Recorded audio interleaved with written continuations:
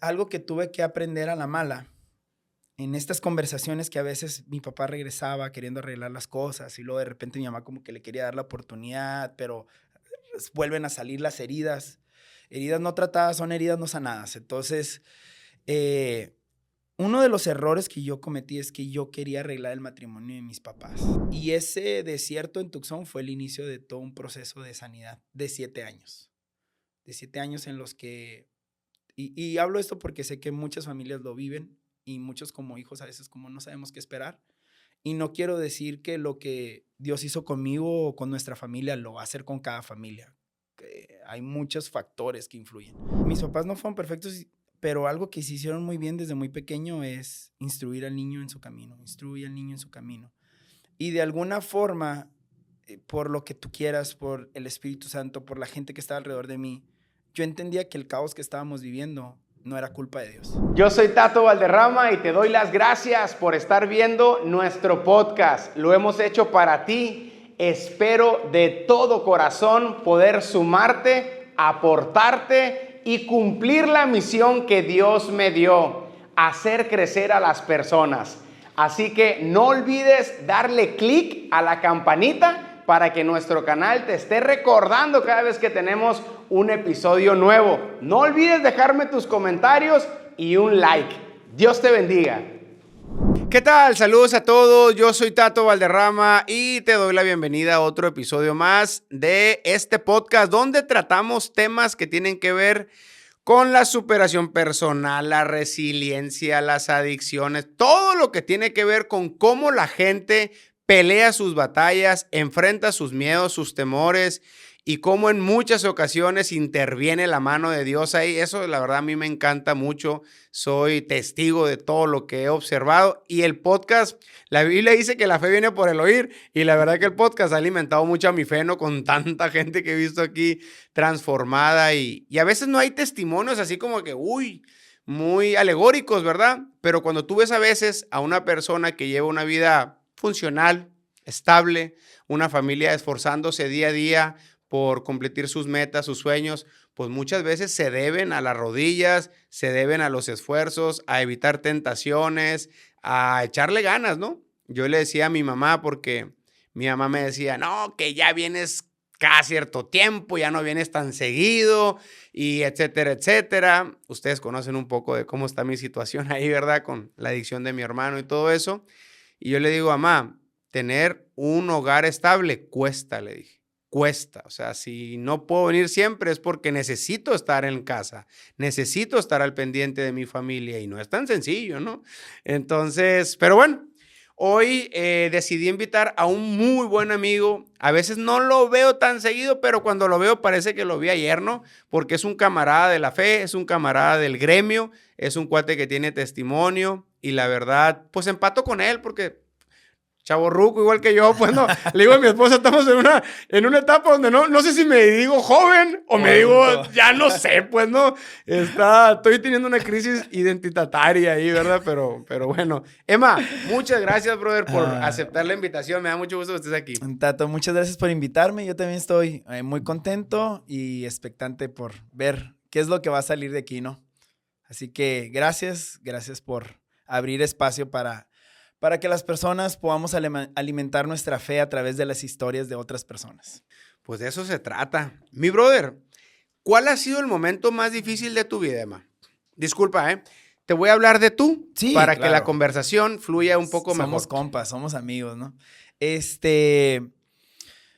Bueno, yo creo que la temporada más difícil de mi vida fue como joven y digo que fue la más difícil de mi vida, pero también fue la más bella de mi vida. Cuando tenía aproximadamente 16 años, yo vengo de una familia funcional, papá, mamá en casa. Yo cuando nazco ya mis papás ya se habían acercado a Dios, estaban caminando en los caminos de Dios, sirviendo a Dios. Vivíamos en un pueblo que se llama Benjamín Hill y mis papás desde que llegamos abrieron su casa para empezar a compartir su fe. Y primero era una tía y luego un vecino y poco a poco hasta que se fue convirtiendo en una congregación. Y digamos que de alguna forma la gente siempre nos veía como una familia ejemplar, ¿no? Como una familia que sirve a Dios, que ama a Dios, hijos que son instruidos en la verdad, dentro de lo que cabe sanos. Pero a medida de que fuimos creciendo, mi hermana y yo, llegó un momento donde la familia se empieza a separar un poco entre razones de salir del pueblo a estudiar a Hermosillo, y mis papás dividiéndose entre la obra y dividiéndose con los hijos, que punto importante, y después mis padres ya me lo comparten de experiencia propia, es como la familia. ¿A qué se dedicaba tu papá? Mi papá ya era jubilado en ese momento. Mi papá me tuvo a los 53 años, entonces yo fui un pilonzazo, ¿no? Ya me tuvo mayor, él trabajó desde muy joven, entonces se jubiló joven también. ¿Tu mamá tenía? No, ese es, bueno. Mi mamá se llevaban 22 años mis papás. Entonces, mi papá tenía 53 cuando me tuvo, mi mamá tenía 31. Somos la segunda familia de mi papá. Ya, él había tenido una familia, se divorció, como 15 años después se volvió a casar. Y dentro de todo esto, uno se va descuidando y llegó un momento de crisis a la familia y mis papás empiezan a tener problemas matrimoniales entre cuestiones económicas, cuestiones de prioridades, mal organizadas, y viene un momento en el que truena la bomba y recuerdo que voy llegando un día de la preparatoria y cuando voy entrando me encuentro a mi papá con una maleta saliendo. Y digamos que como siempre mi papá hasta el día que murió siempre fue un héroe para mí, y como que mi mamá en cierta forma nunca me dejaba ver ciertas broncas. Me tocaba ver ciertas discusiones, me tocaba ver ciertos desacuerdos, pero nunca la gravedad de la condición en la que estaba quizás el matrimonio, que se estaba haciendo pedazos, ¿no? Entonces cuando llego, sí es muy fuerte ver salir a mi papá con una maleta y mi papá nomás decirme, hijo, ya me voy, no sé cuándo voy a volver, me voy a San Diego con tus hermanos.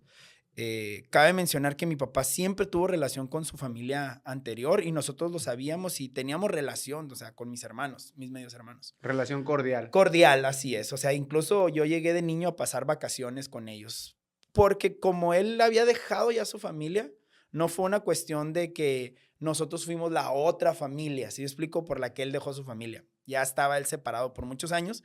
Entonces, y entro a la casa y mi mamá está llorando, mi hermana está llorando, pero hay mucha rabia y mucho coraje. Y en ese momento ya me empiezan a decir lo que está pasando. Ya había una tercera persona, o sea, ya el matrimonio estaba tan mal que ya había una tercera persona en el matrimonio. Por parte de mi papá. Entonces, pues obviamente mucha de la identidad, desafortunadamente en ese momento, pues era mucho de lo que éramos en la iglesia, de pues qué iba a decir la gente, involucrados en el ministerio, involucrados en el liderazgo, familia que quizás tenía años mis papás tratando de alcanzar y que ahora este matrimonio, que ante los ojos de la familia, pues éramos los de la fe, éramos los del camino correcto y todo, y de pilón, pues a mí me hace pedazos, ¿no? Me hace pedazos esa situación.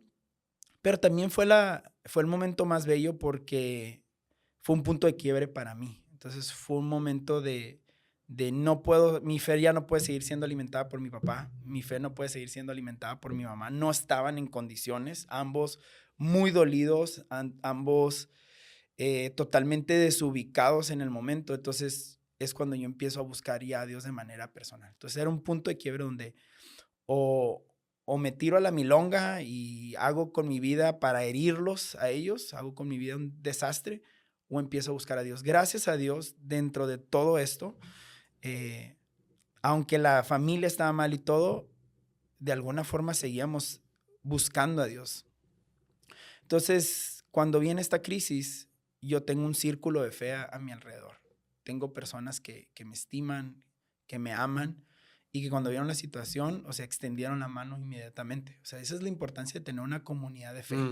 Hay gente que dice, yo todo bien con Dios, yo amo a Dios, pero no amo su iglesia. O sea, no, va una de la otra. Es como si tu esposa te dijera, Tato, me gusta tu cara, pero no me gusta tu cuerpo. No, o amas la cara y el cuerpo o no lo amas. Tiene que ser todo completo. Entonces, para mí la comunidad de fe fue crucial, porque se volvió literal un búnker, y aunque el grupo de jóvenes se llamaba búnker en ese momento, bueno, se llama todavía.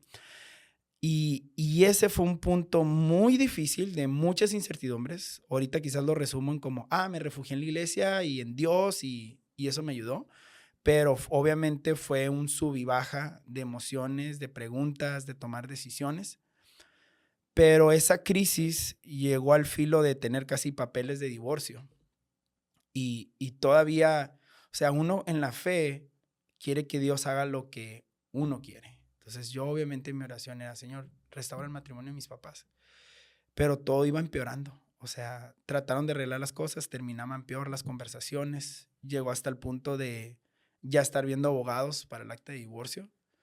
Y en el último punto donde quizás ya todo será como, ya se acabó. Platícame eso. Cuando ya hay abogados interviniendo en un problema legal de una separación, ¿qué rol juegan los hijos? O sea, ¿dónde estaban ustedes? Porque por un lado, pues tienes a tu papá con un abogado y por otro lado tienes a tu mamá con otro abogado y están ahí en esta guerra jurídica. Mira, algo que tuve que aprender a la mala, en estas conversaciones que a veces mi papá regresaba queriendo arreglar las cosas y luego de repente mi mamá como que le quería dar la oportunidad, pero vuelven a salir las heridas. Heridas no tratadas son heridas no sanadas. Entonces, uno de los errores que yo cometí es que yo quería arreglar el matrimonio de mis papás. Y tuve que entender que no es la responsabilidad de un hijo arreglar el matrimonio de los padres. Podemos orar por el matrimonio de nuestros padres. Podemos orar para que Dios traiga claridad, para que Dios traiga sabiduría. Pero una cosa muy diferente es tratar de estar sanando. ¿Por qué? Porque cada vez que yo trataba de sanar y las cosas no quedaban bien, yo era el que terminaba más herido. O sea, me tocó vivir ciertas situaciones que fueron muy hirientes, escuchar ciertas palabras que fueron hirientes. Entonces, ahí entender que como hijos no podemos tratar de solucionar el problema de los padres. Nunca tu papá te dijo, hijo, necesito que digas esto, necesito que hagas aquello, y luego por el otro lado tu mamá, necesito que esto, necesito que el otro. No, fíjate que en ese aspecto mis papás nunca trataron de manipular. Sí, cuando salió a la luz, cuando mi papá dijo, ya me voy, y mi mamá le pregunta, ¿hay alguien más? Y mi papá, sí, hay alguien más, ya estoy harto, ya no puedo. O sea, como que no se ocultaba la verdad, no se decía, pero no se ocultaba, y cuando todo salió, todo fue muy transparente. Aún en el dolor y todo, mi mamá decía, yo me equivoqué en esto, pero esto está mal de tu papá. Y mi papá decía, yo me equivoqué en esto, pero tu mamá está mal. Entonces, en ningún momento trataron de manipularnos. Yo tenía 16 años, ya no era un tema, por ejemplo, con quién te vas a ir. O sea, me explico, a lo mejor como niño lo viven un poco diferente. Más hiriente Mi tal vez. hermana, mi hermana tenía 4 años y medio más, tenía 20 años, 21 años, entonces no, en ningún momento mis papás me trataron de manipular, pero obviamente pues fuimos el costal de todo ese veneno, y eso sí terminó influyendo en nuestra vida. Pero ese caso, esa situación desencadenó que nosotros nos diéramos cuenta que a lo mejor estábamos desequilibrados en nuestra relación con Dios y la relación con el ministerio. Y eso me ha servido un chorro para mí, para entender ahorita cuál es mi más grande ministerio, cuál es mi prioridad en mi vida, ¿no? Tú sabes, a pesar de que ahorita estamos pastoreando mi esposa y yo, familia, amistad. Pero en ese punto, por alguna razón, mis padres no firman el divorcio. O sea, ya con todo listo, no firman. Pasan una cantidad de meses, las cosas empiezan a fluir.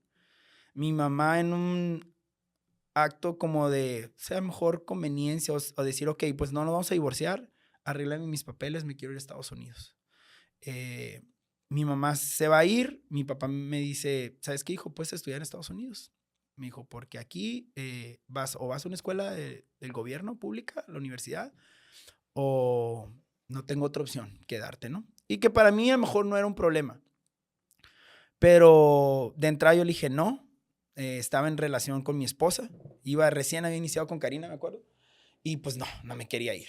Pero de un día para otro fue como, no, sí me voy a ir. O sea, un día me levanté en la mañana y sí me voy a ir. Y ese desierto en Tucson fue el inicio de todo un proceso de sanidad de 7 años. De 7 años en los que... Y hablo esto porque sé que muchas familias lo viven y muchos como hijos a veces como no sabemos qué esperar. Y no quiero decir que lo que Dios hizo conmigo o con nuestra familia lo va a hacer con cada familia. hay muchos factores que influyen. Pero la sanidad fue un proceso largo de 7 años. Y ¿La sanidad para ti específicamente o para toda mi familia? Familiar. O sea, se tuvieron que hablar muchos temas. Muchas veces que se trataron de hablar temas, las heridas todavía están muy vivas, causan demasiado dolor. Pero a la vuelta de 7 años viví a mis papás vivir los mejores años de su matrimonio. O sea, yo quizás había ciertas cosas en el matrimonio de mis papás que yo no me daba cuenta que no era un matrimonio sano. Hasta que... Y creo que por eso llegó a esa condición el matrimonio. No fue algo de la noche a la mañana. ¿Cómo que veías? Pues a lo mejor cierto matriarcado, porque también al mi papá ser jubilado, mi mamá estar ejerciendo, o sea, también eso está un poquito al revés. Me explico, el hombre ella no produciendo, trayendo recursos. Ajá, y mi papá, como estoy jubilado, sí traigo un ingreso y todo, pero pues te ayudo. Entonces mi papá era como casi un trabajador de mi mamá. Encima mi mamá, digo, una gran mujer, pero de un carácter muy fuerte, muy dominante, ¿no? Entonces también los desórdenes otra vez de sobreinvolucrados en la iglesia, descuidando el tema de la familia. Y en ese tiempo que nos fuimos a Tucson fue desconectarnos por completo de ese activismo de la iglesia, porque no estamos en condiciones. Y fue un tiempo en que mis papás empezaron personalmente a buscar a Dios, a tratarse ellos y luego después de eso a tratar su matrimonio con ciertas consejerías, buscando ayuda. Y cuando menos pensamos, pues a la vuelta de 7 años, el matrimonio está ahora sí totalmente restaurado. O sea, se restauraron tu mamá y tu papá. Y eso fue 2008 fue cuando decidimos irnos a Tucson. Duró 1.5 años la separación, el caos de mis papás. 2008 dicen, ok, haz de cuenta, nos vamos a Tucson. Dijo mi mamá, o sea, nos vamos juntos, pero esto no es un matrimonio. Tú me estás ayudando por el bien de mis hijos, porque tengo mejores oportunidades en Estados Unidos que en México. Mi papá como, ok. Y mi papá obviamente sabiendo y esperando que mi mamá cambiara su forma de pensar, porque más que nada era mi mamá la que no quería. Y a la vuelta, yo digo, ¿por qué a los 7 años ya está totalmente sano? Para mí sanar es la capacidad de ver una herida, tocar la herida y no sentir dolor. O sea, si hay algo que tú dices, ya lo perdoné, pero ves a esa persona y hay cierta rencor, todavía se te revuelve el estómago, todavía brota cierto coraje, pues no has sanado la herida, ¿no? Entonces, y ya en 2015 fue cuando yo ya vi a mis papás como hablar el tema, compartir el tema con otros. Hey, esto pasó. Ya no echando culpas, tomando responsabilidades. Ya me tocó ellos compartiendo con otros matrimonios diciendo, mi mamá, como yo descuidé a Javier, yo lo dejé de atender, yo no le di su lugar. Entonces, y también mi papá hablando conmigo, mostrándome, yo estaba recién casado ya para el 2013, 2014 y diciendo, mi hijo, no cometas estos errores, mantén la atención aquí, cuida estos detalles. Entonces, aunque fue un momento muy doloroso, creo que no ha habido en mi vida un factor de mayor cambio que ese. Y creo que Dios tuvo que permitir que esto sucediera, porque el beneficio no fue nomás en el matrimonio de mis padres. O sea, eso cambió nuestra fe, la fe de mi hermana, mi fe, cambió el rumbo, generó en nosotros el deseo de tener un matrimonio sano, de tener un matrimonio que lo pones como prioridad sobre la gran mayoría de las cosas que normalmente lo hacemos al revés. Aún ponemos a los hijos sobre el matrimonio. Y la mejor forma de darle una buena familia a nuestros hijos es primero teniendo un muy buen matrimonio. Entonces ese momento fue el más difícil definitivamente, sobre todo porque aún hubo mucha gente que estaba cerca de nosotros que nos llegó a criticar y todo, y lo entendemos, desilusionamos gente, herimos a gente con ese proceso, lo entendemos, pero era difícil sentir que... ¿Tú crees, Emma, que en qué crees tú que el divorcio de tus padres repercutió en algo específicamente en ti, o tú consideras que no te desviaste hacia otro lugar? Te comento lo mío. En mi caso, cuando se divorcian mis jefes, yo sí me convertí en un joven muy violento porque era muy temeroso.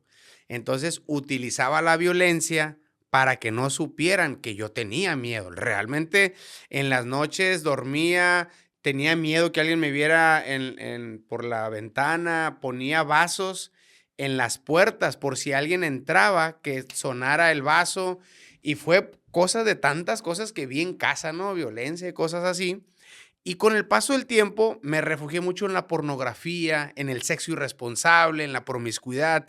Y era ahí como donde a veces yo me sentía seguro, ¿no? Era ahí donde yo me sentía como que tapaba un Sí, poquito anestesiabas por tu ahí más temor. o menos, ¿no? Siento yo que la separación de tus anclas, de tus, pues cuando estás pequeño, ¿verdad? Pues son tus papás.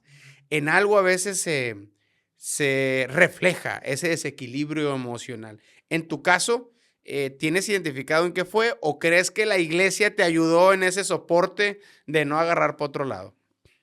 Yo creo que número uno, o sea, mis papás no fueron perfectos, pero algo que sí hicieron muy bien desde muy pequeño es instruir al niño en su camino, instruir al niño en su camino. Y de alguna forma, por lo que tú quieras, por el Espíritu Santo, por la gente que estaba alrededor de mí, yo entendía que el caos que estábamos viviendo no era culpa de Dios. O sea, que eran las consecuencias de decisiones que se habían tomado en la familia, en el matrimonio de mis padres. Entonces, sabía que lo más torpe y lo más estúpido que podía hacer, perdón la palabra, pero era tratar de herirlos a ellos, era tratar de vivir la vida que ellos me habían enseñado que no debía de vivir. Y obviamente tener en ese momento que mi círculo más cercano fueran personas de fe, influyó Es que eso muchísimo. fue un factor de protección bien tremendo, pues conocías a Dios de cierta manera, sabías que había una comunidad de fe, era como una pandilla, pues, ¿no? Sí, ¿Dónde se refugia la raza que se siente solo? Pues con otros solos, ¿no? claro. Y se van creando esas comunidades. Oye, interesante, fíjate, no sabía, tenía un poquito de conocimiento de tu testimonio, pero no en esa, En esa no área, en esa pocos línea. lo conocen quizás. No, y no sabía el milagrazo de tus jefes, men. Sí, sí, A la torre. am, y yo creo que ahí, porque me ha tocado compartirlo con algunas personas y a veces la expectativa es como, oh, pues yo me voy a acercar a Dios para que Dios haga lo mismo con mis papás. Pero yo creo que la condición de nuestro corazón es, Dios puede restaurar el matrimonio de mis papás, pero aunque no lo haga, o sea, aunque no lo haga, voy a perseverar, voy a permanecer buscando de Dios, ¿no? Yo creo que eso es un punto importante, porque Dios hace una parte para que haya restauración, pero el matrimonio tiene que hacer su parte también. En este caso, gracias a Dios, mis papás pusieron de su parte, pero hay ocasiones que si alguien no está poniendo de su parte, pues Dios por más que tenga planes de restauración, pues no va a Oye, yo proceder. creo que aplica en todo, ¿no? O sea, el Ujú. principio de unos siembran, otros riegan, Dios da el crecimiento, pero hay que sembrar y hay que regar, porque si no, no va a haber fruto, pues no, o sea, Así es es. el principio. Oye, brother, el ser pastor, ministro, es un trabajo literal, ¿verdad? Em, ¿Cómo es el trabajo de un pastor? Hay gente que dice, oye, los pastores ganan dinero. Pues, sí, es su Claro. trabajo, ¿verdad? O sea, yo entiendo que hay personas, entiendo en esta parte médica, ¿verdad? Que si tú te lastimas, hay quiroprácticos que te pueden, masajistas, fisioterapeutas, hay psicólogos que te pueden ayudar a trabajar tus emociones, tus Ajá. temperamentos, y hay personas que se preparan en el área espiritual del individuo, que es Claro. donde está desesperanzado, impaciente, no se ama, no cree en nada. Y la función del pastor, pues viene a nutrir esos vacíos, Claro. ¿no? O sea, yo lo tengo muy claro, pero ¿cómo es el trabajo de un pastor? Bueno, pues primero, y si hay mucho conflicto, es curioso cómo una persona puede aceptar que un abogado tenga una buena casa, tenga una vida buena, que tenga una buena economía, o un doctor, pero nuestra cultura no acepta que un pastor tenga una buena vida. Y ahorita voy a hablar un poquito de cómo es mi vida en mi responsabilidad pastoral y en el tema económico también. La palabra dice que el obrero es digno de su salario, ¿no? Y yo no voy a ni a ponerme a cuestionar cuánto gana un pastor, ni por qué uno se paga 10,000 pesos, el otro se paga 100,000 pesos y por qué hay pastores que se pagan 1,000,000 de pesos. Creo que cada quien Dios nos va a pedir cuentas de cómo hemos administrado lo que Él nos ha confiado. Entonces yo no tengo ningún problema. En mi particular caso, yo pastoreo, pero no me dedico a pastorear de tiempo completo. Yo, como bien sabes, pues estoy en la industria de los alimentos. Y aparte estoy involucrado en otros negocios, también tengo algunas inversiones, formo parte de amigos que tienen negocios y que me han invitado a ser inversionista y también estoy ahí.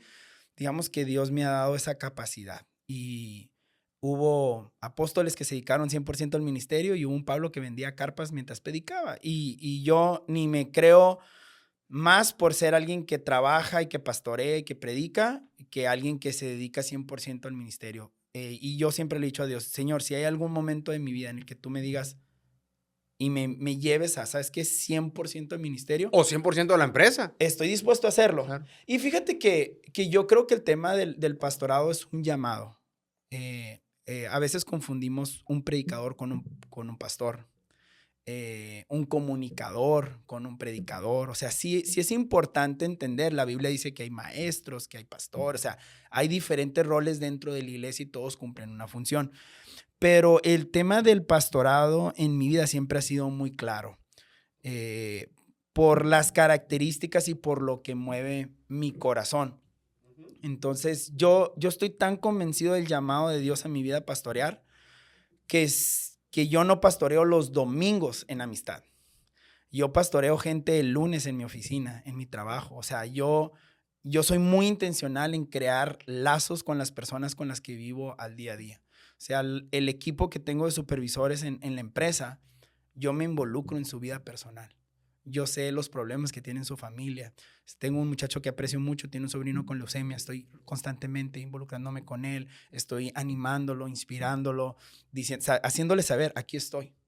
Y así, con diferentes personas, no lo puedo hacer con todos. Una empresa que a veces tiene 250 empleados, pero sí tengo un equipo de 20, 25 personas con los que creo un lazo y entiendo que esa es una virtud misma del propósito de Dios en mi vida para pastorear. Entonces, claro, el día de mañana yo puedo dejar de ser el pastor de Amistad Cristiana, pero ese llamado va a seguir en mi vida. Entonces, por esa razón, o sea, y por muchas otras razones, para mí no es necesario el tema de tener un sueldo para poder estar pastoreando. Y el día de hoy, esa amistad, me encanta que esa amistad ha sido mi casa por muchísimos años. Nunca creí, nunca me imaginé que algún día iba a llegar a pastorear esa iglesia y me siento sumamente honrado y pocas cosas disfruto en la vida como estar un domingo en la iglesia y convivir con la gente. Hay muchas cosas que me traen alegría en mi vida. Claro que cerrar un cliente trae cierta alegría, cierta satisfacción. Tú también eres una persona que te dedicas a muchas cosas y dentro de todas esas cosas que te dedicas, Tato, tú estás pastoreando gente, tú estás llegando a gente, estás animando, levantando gente. Pero yo estoy convencido que si el día de mañana por alguna razón, mis suegros, que son quienes fundaron Amistad Cristiana, me dijeron, hey, ¿sabes qué? Creemos que viene un tiempo para alguien más. Simplemente voy a cambiar de lugar. Y no estoy hablando de que me voy a ir a otra iglesia, voy a abrir otra iglesia. Simplemente es los domingos o en la semana ya no voy a pastorear a esta gente, pero no significa que voy a dejar de pastorear porque es un llamado personal. Y cuando tú tienes un llamado, puedes estar en una pizzería, pero ahí vas a estar cumpliendo tu llamado. Definitivamente, Emma, si todos pensáramos así como tú, entendiéramos que el trabajo es nuestro campo misionero, ¿verdad? Sí, el trabajo es nuestro campo misionero y Dios nos ha puesto ahí porque la palabra trabajo significa ministerio y mi trabajo es mi ministerio. O sea, el halo que está produciendo, tal vez él no lo sabe, ¿no? Pero no es un ministerio.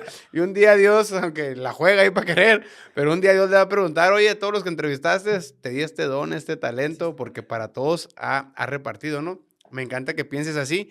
Y sabemos que esta congregación que se ha ganado un prestigio en la ciudad y en la nación, pues por algo te la han encomendado en la cuestión del pastoreo. Súper. Una pregunta, Emma. Entonces, por ejemplo, ¿cómo un pastor se fija un salario? ¿Hay un consejo en las congregaciones? ¿No hay consejo? O las congregaciones, el pastor como líder de la congregación dice, bueno, esto es lo que la congregación me puede sostener económicamente de esta manera. ¿Cómo funciona esa parte? Mira, voy a ser muy honesto contigo. Tengo amigos que pastorean y tienen a veces una mesa de consejo. Y la mesa de consejo es la que autoriza las iniciativas del pastor de cualquier tema. Vamos a comprar una lámpara. Se va a la mesa del consejo y normalmente o el deber ser es que el pastor tenga la confianza de la mesa del consejo, y nada más la única razón por la cual va el pastor al consejo a pedir una aprobación de su propio sueldo, pues nada más es para que no vaya a estar perdiendo un punto ciego, algo que no está viendo, ¿no? Pero hay otras que no. En mi particular caso, y esto nunca lo he dicho, esto sí va a ser la primera vez que lo digo, en mi particular caso, yo ahorita estoy como pastor operativo únicamente. Yo no estoy como pastor administrativo. Y a mí me gusta esto porque siento que es una forma de cuidar mi corazón. No tengo ninguna premura por tener un control administrativo, y también obviamente esto viene gracias a que yo no me sostengo de la iglesia, yo me sostengo de mi trabajo, de los pequeños negocios en los que me involucro, o sea, de que tengo otros ingresos. Y creo que mi suegro ha sido muy sabio a formarnos y a empujarnos a esta visión, donde servimos por amor y trabajamos para vivir, ¿no? Y desafortunadamente es una realidad, no voy a revelar ningún secreto, hay mucha gente que usa el ministerio para vivir y no usa el ministerio por amor.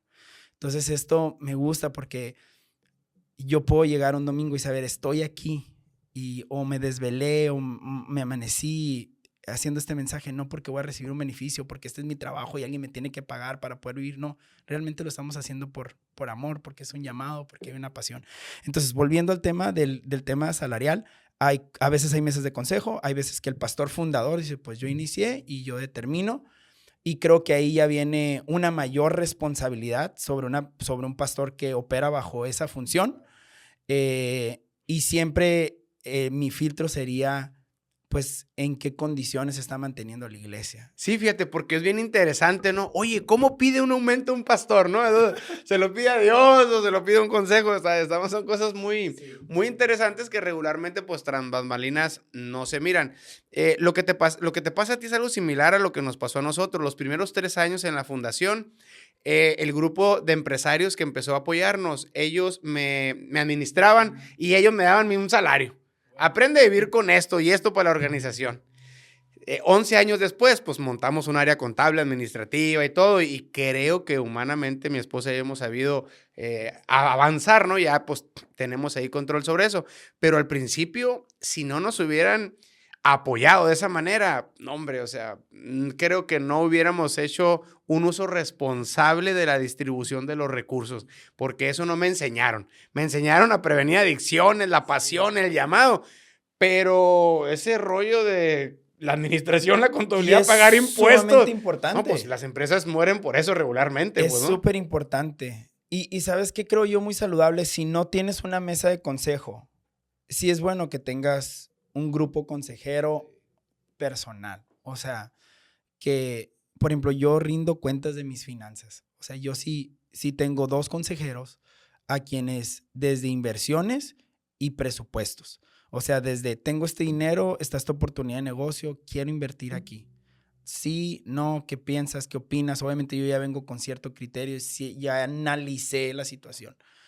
Pero también alguien que ve mis finanzas, alguien que sabe y me aconseja, hey, ¿sabes qué? Me quiero cambiar de casa, a ver, ¿cómo andan tus ingresos? No, y en todo, ¿no? En el matrimonio, en todo. Emma, ¿cómo le hace un pastor que regularmente pues va y da un mensaje de esperanza, de poder, de motivación, de lo que tú quieras el domingo, cuando hay problemas que no ha podido resolver, personales, emocionales, familiares? ¿Cómo le hace para ir a pararse ahí? Porque no me digas que todos los domingos estás al 100, ¿no? O sea, hay momentos, digo yo, en los que, híjola, ¿cómo le hacen, no? Para nada. Pues número 1, lo hacemos por fe y no por vista, ¿no? Y claro que ha habido ocasiones que digo, no manches, lo prediqué ayer domingo y ahora lunes no lo puedo aplicar. O sea, yo soy muy intencional en decirle a la plataforma que yo te lo estoy diciendo aquí. No quiere decir que para mí es fácil de vivir. No quiere decir que es fácil aplicarlo. Y creo que, gracias a Dios, estamos viviendo tiempos donde a veces los pastores ya somos un poco más transparentes en eso. Porque a veces la gente, la iglesia nos pone en un pedestal y los pastores nos encanta que nos pongan en ese pedestal. Nos encanta que crean que somos la santidad, que somos los todopoderosos, los que nunca la batallamos. Y creo que estamos viviendo tiempos donde ahora sí estamos siendo transparentes, estamos siendo honestos. Y a veces mis ejemplos son mi propia vida ahí arriba en plataforma. A veces los temas que hablo vienen de las propias luchas que yo estoy teniendo como hombre, como padre, como esposo, como hijo, como trabajador. Y soy transparente con la iglesia, decirle, "Hey", o sea, yo sé que a veces ustedes piensan que los que estamos acá arriba, como ya libramos todas, y no, o sea, tenemos también nuestras batallas, Eso es también lo que a tenemos mí me nuestras luchas. conectó con la iglesia cristiana. O sea, yo vengo de la religión tradicional de mis padres y cuando me llevaban a misa, yo sinceramente, pues no solamente me aburría, nunca sentí una pasión, nunca sentí el poder de Dios. No digo que no esté ahí, Ujú. simplemente yo No no, conectabas. nada. Y llego a un lugar donde hay un pastor con su familia y dice, aquí el primer pecador arrepentido soy yo. Hoy dije, yo este cuate es de los Es de míos. los Dije, no, míos. voy a empezar, ¿no? Porque yo traía un desastre. A veces hago mis desenfrenos, pero obviamente hay de situaciones a situaciones, Claro. ¿no? Tengo mis errores como cualquier otra persona, pero no pongo en riesgo mi testimonio, ni menos el de mi familia, hasta el día de hoy. Entonces, yo llego a la congregación y me gustó esa naturalidad, de decir, pues mi hija también pasa por estos problemas depresivos, estaba lidiando aquí con mi esposa y todo, pero aquí estamos y creemos que el Señor nos va a ayudar y este mensaje va para ustedes. Esa parte que he encontrado yo en la iglesia cristiana desde hace 18 años, la verdad a mí me conecta bien tremendo. O sea, cuando esa humildad, como tú dices, de conectar tus problemas con lo que vivimos la mayoría, yo creo que ahí sucede algo bien tremendo, ¿no? Es que si no, estamos siendo una piedra de tropiezo y estamos siendo un estorbo para que la gente siente que tiene una conexión con Dios. Porque si nosotros le pintamos de que decimos, no, no, de triunfo en triunfo y de victoria en victoria, sí, pero de triunfo en triunfo, ese en, a veces son unas batallas horribles. De victoria en victoria hubo muchas peleas, muchas luchas, y creo que eso es cuando nosotros abrimos el corazón y le dejamos a ver a la gente las heridas y le dejamos ver que nosotros también estamos luchando, ellos sienten una esperanza. Ellos dicen, porque a fin de cuentas sí hay una admiración de la congregación. Hay gente que dice, no, es que uno no elige la congregación por el pastor. No, sí influye. Claro. Sí influye porque tú dices, yo quiero que mi vida se vea como la vida de, No, ese es de puro esta persona. liderazgo. O sea, es puro Exacto. liderazgo. Ir a una congregación es puro liderazgo. Entonces, vamos a suponer, tú admiras, salgámonos de la iglesia, admiras a un empresario. Y el empresario nomás te cuenta sus victorias. Entonces tú no te sientes identificado. Pero cuando el empresario exitoso te empieza a decir, no, y me tronó este negocio, y me tronó este negocio, y me tronó este negocio, y fallé aquí, y me equivoqué acá, y dices, pues ese fue el camino de él. Y ese camino se parece mucho al camino que estoy recorriendo ahorita. Entonces, ¿qué es lo que haces? Creas una empatía y la persona puede creer en tu visión. Y a fin de cuentas, lo único que estamos haciendo en la iglesia es conectar la visión de Dios con la visión de la gente. Que la gente pueda conectar con esa visión y que pueda creer en el propósito de Dios para su vida, aún en medio del caos. Y a veces queremos como pastores o como figuras públicas, queremos ocultar eso, pero la Biblia permitió que viéramos todos los defectos de Abraham, de Moisés, de Jacob, de Isaac, de David, de Salomón. O sea, nos permitió por una razón. Yo no entiendo cómo Dios puede decir, he aquí un hombre conforme a mi corazón, después de todos los tropiezos que tuvo David. Pero a fin de cuentas dices, si David pudo ser un hombre conforme al corazón de Dios, a pesar de todo esto, yo puedo también llegar a tener un corazón conforme al de Dios. Y creo que eso es algo muy valioso para la gente que está buscando a Dios en nuestras congregaciones. Hay pues tenemos una Biblia de cómics, que es la que Ajá. le leo a mis niños. Muy padre, ¿eh? O sea, ver las imágenes. La neta que está bien machine ver ahí a, no sé, a Sansón acá, ¿no? Sí. Rompiendo una quijada y todo. La neta que está muy suave. Y les leo la Biblia en la noche a mis niños y hay respuestas que no puedo contestar, ¿no? O sea, Luna me dice, oye papi, pero ¿cómo esta persona, si era de Dios, hizo esto y le pasó aquello? No, pues la neta le digo, pues es que nos equivocamos aún teniendo a Dios. Digo, ¿cuántas veces te he regañado, te he gritado y luego te tengo que pedir perdón porque soy impaciente, etcétera? Pues sí, papi, pero esas cosas, ¿no? Como lo de David, pero esas cosas, papi, pues qué onda, ¿no? Me dice, porque ya está grandecita, pues ya entiende que hay de errores a errores, ¿no? Y ahí dices tú, pues sí, cierto, ¿no? O sea, cómo nosotros no estamos exentos aún creyendo lo que creemos, ¿no? Una pregunta, Emanuel. ¿Cómo lidias con tus miedos? ¿Y cuáles son tus principales temores? Fíjate que algo, y es en algo en lo que estoy trabajando, uno de mis más grandes temores es decepcionar a la gente que amo, decepcionar a mi esposa, decepcionar a mis padres, decepcionar a mis suegros, decepcionar. Hay figuras en mi vida que son muy importantes y yo me he dado cuenta que cuando yo siento que los decepciono, los desilusiono, emocionalmente me cuesta mucho. Y, y el tema es que cuando tomas el pastorado, empieza a venir esta carga. Porque De estar queriendo cumplir expectativas. Pero ¿sabes qué es el tema? Que tengo un amigo que es como un consejero pastoral. Me dice, es que tú te pones cargas que la gente no ha puesto en ti. O sea, tú tienes expectativas de ti mismo que la gente no tiene. Entonces alguien te habla a las 11 de la noche y tú quieres ir porque sientes que si no vas, esa persona se va a decepcionar de ti, pero esa persona entiende si tú no vas a las 11 de la noche, por dar un ejemplo. Entonces creo que ahorita yo estoy aprendiendo a lidiar y a controlar esto. O sea, sí tengo un temor en decepcionar, en defraudar a ciertas personas en mi vida, ciertas personas con las que quiero relación. Y ahorita que llevo 5 años pastoreando, pues quieras o no, esa lista como que va creciendo, porque la diferencia entre un trabajo y el pastoreo es que el trabajo no te involucras emocionalmente. Y el pastoreo te involucras emocionalmente, te encariñas con las personas. Por eso cuando alguien se va a la congregación y se va mal, duele tanto. Porque a fin de cuentas se vuelve tu familia de la fe. Así es como lo llama la palabra. Entonces, como colateral, hay un lazo tan fuerte que a veces ya temes equivocarte, temes defraudar personas y nos olvidamos que a fin de cuentas somos personas como ellos también. Entonces, eso es una de las mayores luchas que a veces tengo en ese aspecto, ¿no? Es algo bien tremendo, te escucho y es algo muy pesado a veces. Oye, ¿y no lidias con esta parte de andar en la calle y que a fuerzas tienes que andar sonriendo? O sea, imagínate, te ven en el Costco o algo, es el pastor y ve la cara del pastor, tu pirata ahí, todo enojado, todo sacado de onda. No te terapeas antes de ir a un lugar así. A mí me pasaba. Nosotros tenemos una fundación, un centro comunitario, y a veces cuando en una parada de camión o en un semáforo se acercaba alguien a pedir dinero, me sentía con la obligación moral de tener que estar dando dinero siempre o ayudando. ¿Por qué? Porque tengo una fundación y ayudo a personas marginales, ¿no?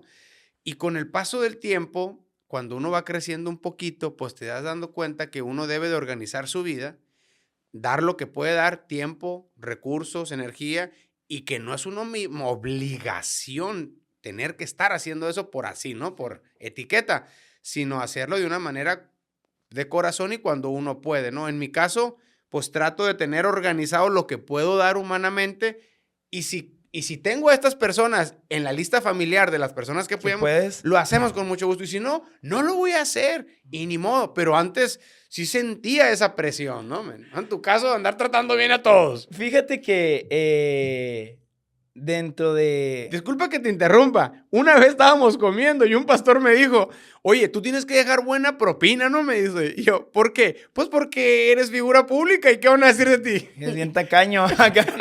Fíjate que creo, he intentado y a lo mejor las personas que me conozcan que lleguen a ver este podcast, sería bueno ver qué opinan.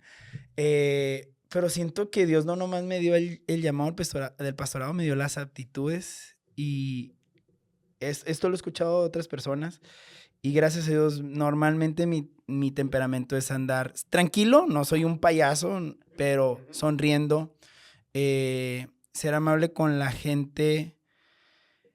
Creo que de cierta manera se me da, no es, o sea, tengo amigos que dicen, no, yo me tengo que esforzar un chorro, o sea, pero yo desde la prepa yo era de los que saludaba, yo llegaba a una bolita y yo saludaba a todos, así te digo, a eso voy, o sea, para mí no ha sido algo que he tenido que montar en el aspecto, porque ahorita tú decías, pues tienes que andar sonriendo, tienes que andar contento y todo, en ese aspecto no me ha pegado, porque creo que esas características sí las tengo, me ha costado en otras cosas. ¿Cómo y qué? Por ejemplo, ahorita tú estabas diciendo el tema del dar. Y la verdad es que Karina ha sido el equilibrio perfecto para mí. Porque yo vengo de cierta carencia. Entonces, cuando Dios nos ha prosperado, yo tiendo al derroche, ¿verdad? Y estoy hablando desde mis hijas hasta la gente que conozco. Entonces, a veces yo con mis hijas, como yo en las carencias hubo mucho, no se puede, no hay, no tenemos.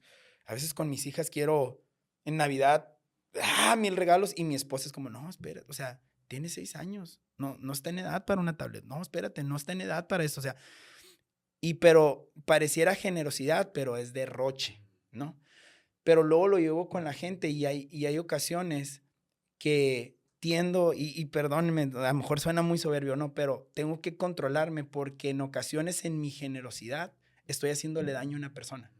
O sea, quiero ayudar a esa persona, pero la verdad lo único que voy a hacer es voy a empeorar el problema, porque esa persona no tiene un problema de ingresos, tiene un problema de egresos, de controlar sus gastos. Sí tiene un broncón, pero tiene un broncón porque se puso a apostar y perdió lo que apostó. Y ahora, ¿sí me explico? Entonces, mi esposa, Karina, es un muy buen equilibrio para mí. Y ella también es generosa y también tiene un corazón, pero tiene una generosidad más inteligente. Claro. Entonces, creo que en esos aspectos batallo. Y en otros aspectos también, como la disciplina, batallo. O sea, hay otros aspectos con los cuales, como pastor y que eres figura, tú quieres decirle a la gente como, no, tu devocional tiene que ser cada día.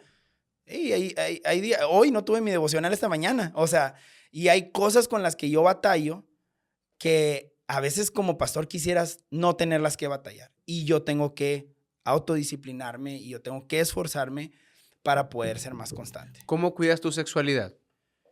Mi sexualidad, número 1, teniendo intimidad con mi esposa. O sea, eso es importante. El tema de la sexualidad es un tema importante, es un tema que hablamos.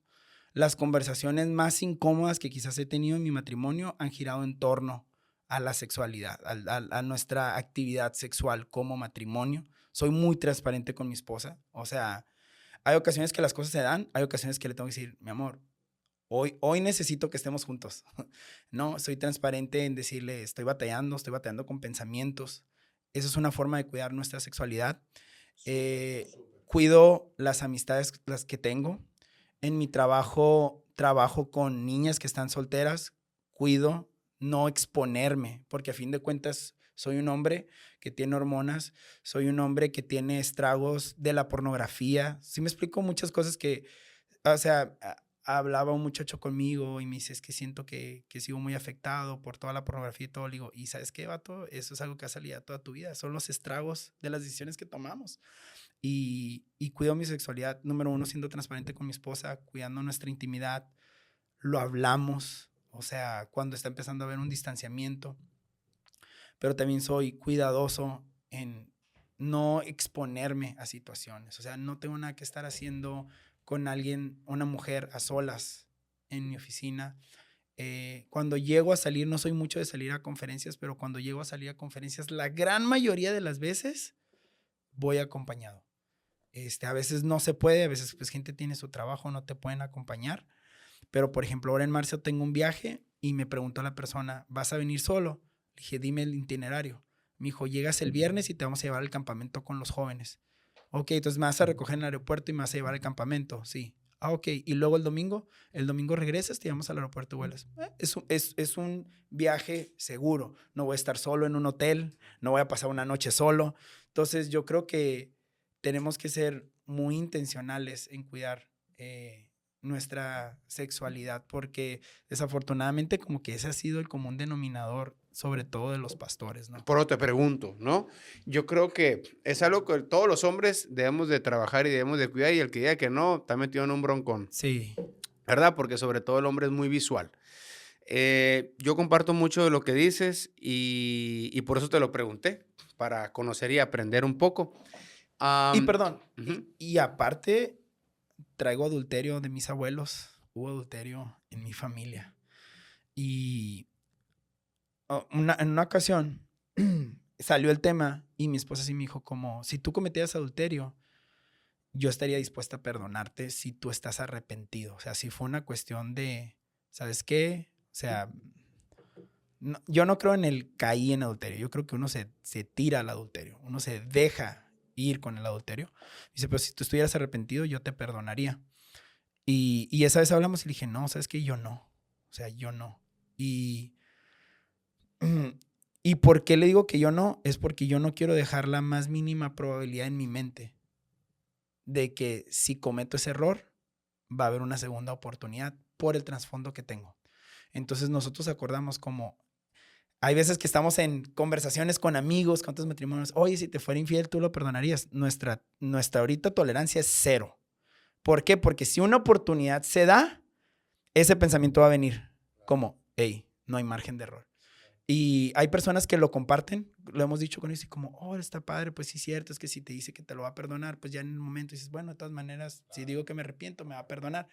Y hay gente que no lo comparte, o sea, hay gente que le parece muy egoísta, que digamos eso, a fin de cuentas, personalmente a mí me ha servido decir, no hay tolerancia en esto. No, Emma, y al final de cuentas, yo siempre trato, por lo que sé de la psicología y lo que me he preparado, que algo o lo relacionas con algo bueno o lo relacionas con algo malo, ¿no? Y en mi caso, yo sé que si cometo ese error yo o mi esposa, porque Claro, esto es parejo, más allá de si tenemos el perdón, sabemos que vamos a alcanzar el perdón de Dios, claro, si tenemos un corazón humillado y arrepentido, sí, pero ya más allá de la pareja, pero trasciende, o sea, el golpe fulminante a la familia y a los hijos, eso va a ser algo demoledor. Más allá, si gloria a Dios por las familias que se restauran, sí, y cuántos milagros vemos hoy en día, la verdad que qué bueno y qué padre lo de tus papás y todo. Ajá. Pero yo, en lo personal, yo espero de todo corazón, y yo creo que la mayoría de los hombres de familia, espero no defraudar, ¿no? Claro. No defraudar a la gente que le he prometido ser, pues lo que dice Pablo, ¿no? Imítame a mí como yo imito a Jesucristo. Pero comparto contigo eso. Es algo con lo que tenemos que lidiar. Yo voy al gimnasio, no todos los días, pero cuando voy, híjole, está difícil, brother. Sí. O sea, está difícil, o sea, estar sí en el gimnasio. Y también entiendo que no le voy a pedir perdón a Dios todos los días por lo mismo, pero entiendo que debo de estar, me autoterapeo, y también es algo que platico mucho con mi esposa, ¿no? Obviamente, cuando uno trae el tanque lleno o algo, pues controlas más la vista, te sientes más confiado, que cuando el tanque no anda lleno, hijo, la traes hambre y cuidado, ¿no? Lo entiendo. Pero también entiendo que pues Dios nos va dando dominio propio y lo último que queremos es estar deshonrando constantemente a Dios. Y uno tiene que estar buscando sus estrategias, ¿no? Así es. Y es importante, por ejemplo, a veces pensamos que como hombres de Dios no vamos a sufrir tentación, pero Jesús fue tentado en un ayuno un tiempo de ayuno y oración de 40 días y 40 noches. Y aún en medio de esa temporada vino la tentación. Entonces, como hombres, y creo que la gran mayoría de los hombres hemos estado expuestos a lo mismo, a una promiscuidad, a la pornografía y todo, debemos de entender que la única forma en la que realmente vamos a ser fuertes es siendo fuertes en el espíritu. Un hombre tenía 2 perros y los perros eran campeones, eran de pelea, y le preguntaron que si cuál de los 2, o sea, si ellos pelearan ellos 2, cuál de ellos 2 sería el vencedor. Y dijo, estos perros son tan similares, tienen la misma alimentación, tienen las mismas rutinas, que son prácticamente idénticos. Si ellos pelearan algún día, es muy fácil saber quién va a ganar. Va a ganar el que se haya alimentado mejor. Entonces nosotros tenemos como 2 hombres, el hombre de la carne y el hombre del espíritu. Perdón, termina. Y es difícil que ganemos una batalla de la carne, que es la sexual, si no estamos fuertes en el espíritu. Entonces tenemos esta tendencia, esta naturaleza pecaminosa. O sea, a nuestro cuerpo le encanta la inmoralidad sexual, le encanta la pornografía. No, y aplica para todo, claro, la comida chatarra, claro. O sea. Entonces, difícilmente vamos a poder vivir una vida de pureza si nuestro espíritu no lo estamos alimentando. O sea, y es ahí, hay veces como otra vez, en amistad es muy común que digamos, llave número 1, intimidad con Dios, fortalécete en Dios. Y la gente como que espera que un día vengamos con una llave que nunca habíamos dicho jamás en la vida. Pero las llaves siguen siendo las mismas que se escribieron en la Biblia hace 2000 años atrás, pues. Entonces, dice, Él nos ha dado un espíritu de poder, de amor, dominio, pero es su espíritu. el que nos da ese poder, es su espíritu el que nos da el dominio propio. Pero si tenemos débil el hombre espiritual, el hombre carnal lo va a hacer pedo. Oye, luego vamos a hacer un podcast de para hombres, ¿no? Va, Simón. Lo que pasa es que yo cuando tenía mis problemas de pornografía y todo eso, no digo que sea un experto, no, pero tuve que empezar no solamente a orar, sino a documentarme sobre conocer mi sexualidad. Claro. O sea, ¿por qué pienso lo que pienso? Porque tengo esta ¿Por qué tendencia. veo lo que veo? O sea, ¿por qué no puedo controlarme? Muchas cosas, pues, ¿no? Y mi papá, la neta, nunca se sentó a orientarme sexualmente. Después uno tiene que ir aprendiendo a la mala, ¿no? Sí. Pero la verdad, uno que tiene a Dios, la Biblia, y que leemos, bueno, pues, ahí vas, ¿no? Vas Tienes entendiendo. herramientas. Pero la mayoría de la raza regularmente no acude, no lee a veces, no lee, a veces no hay esta comunicación con la pareja, de decir, oye, mi amor, hoy tuve una pesadilla sexual, ¿me ayudas a orar? Y yo le platicaba a una amiga mía, amigo de nosotros, unos pastores, le digo, es sanador cuando yo le digo a mi esposa un pensamiento lujurioso que tuve, porque sale de la oscuridad. Pero cuando no le digo, Ahí empieza. ahí Se anda, ahí anida. anda.